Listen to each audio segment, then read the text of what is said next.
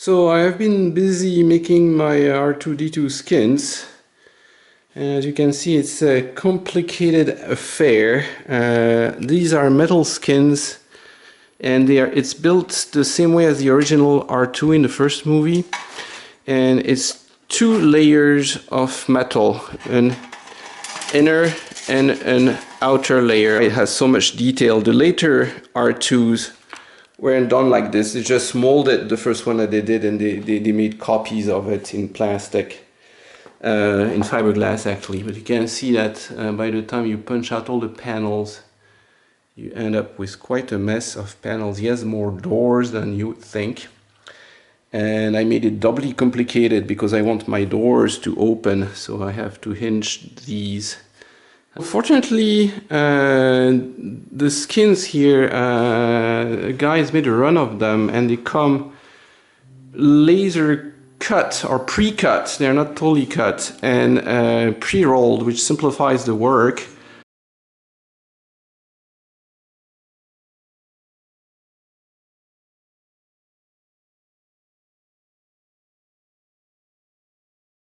There is still a large amount of customization needed, so you have to separate all the panels. No, in my case I had to cut the door because my R2 has a back door. That was not included.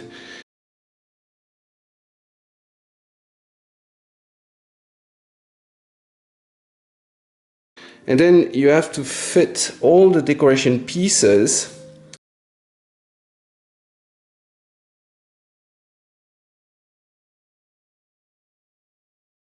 And to make it more difficult, there are no visible screws in R2. So that complicates things quite a bit. So what I have done is I have used on some, when I could, some studs, and which I can embed into the skins, and I have them here. So the one at the bottom is a stud, and the one at the top is a normal screw, and they look the same, but they are not. The stud, the head is much smaller, and here's the stud compared to the screw.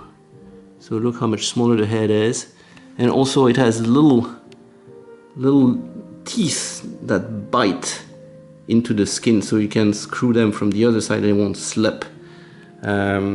So you can make them flush.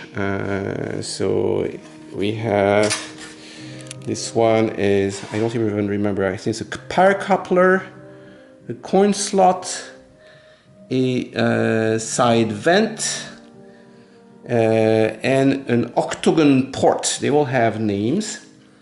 And the thing is that if you do your job right, once you put the outer skin, the studs do disappear. And there are some panels that I have not done yet. They're still held by tape here. The hinge is stud mounted. Same for the octagon port. The power coupler is mounted in a window cut in the inner skin and rests on the outer skin. The coin slots, I made these little brackets.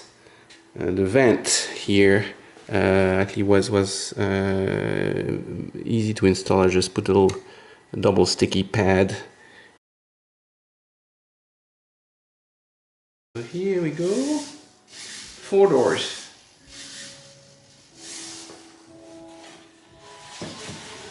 You can see how it's done behind.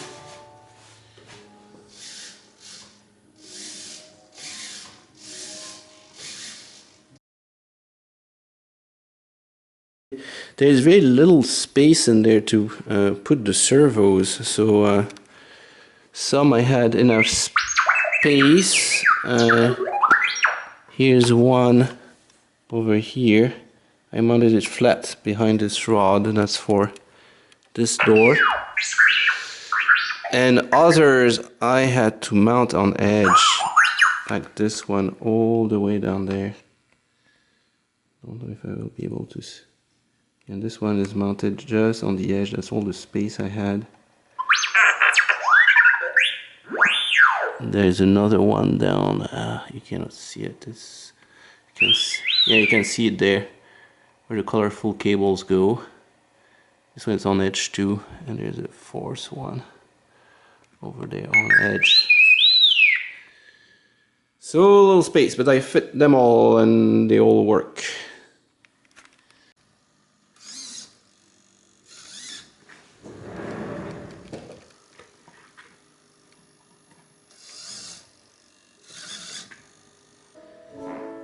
You put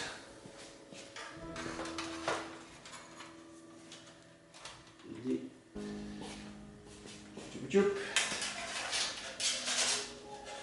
and if you have done your job right, everything should line up. There we go. Alright.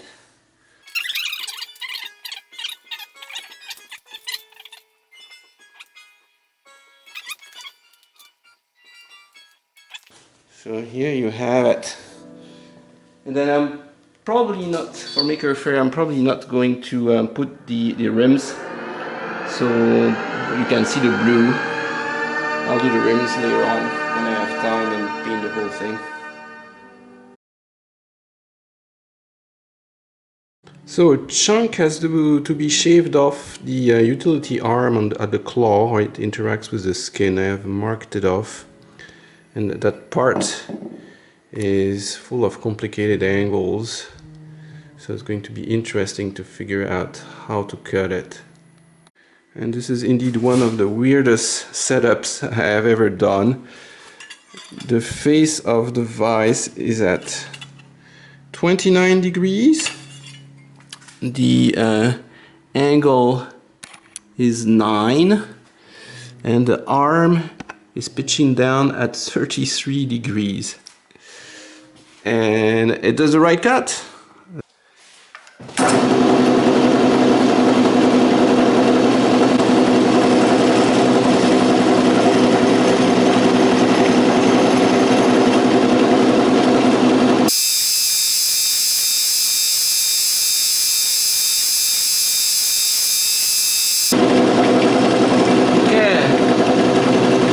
So here you can see the modified parts.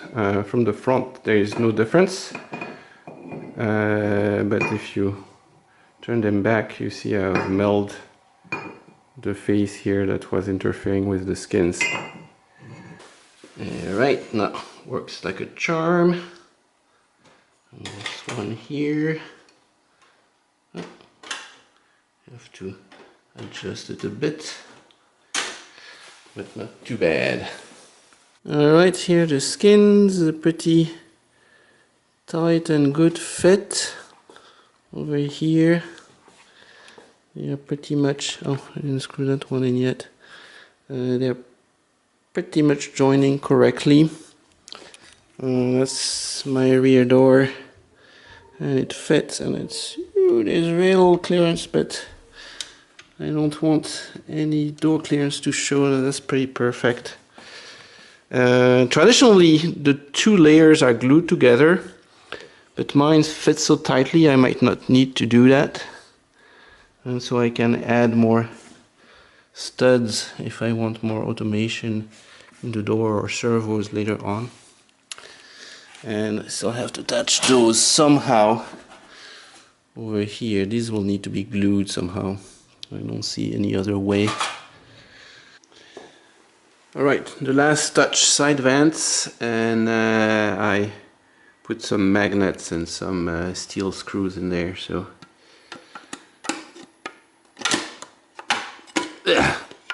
neodymium magnets, they're so strong. Here we go. Add a little magnet here, a little screw. It's a steel screw, so it's magnetic, so I can adjust it exactly so it closes. There you go. We are done with doors.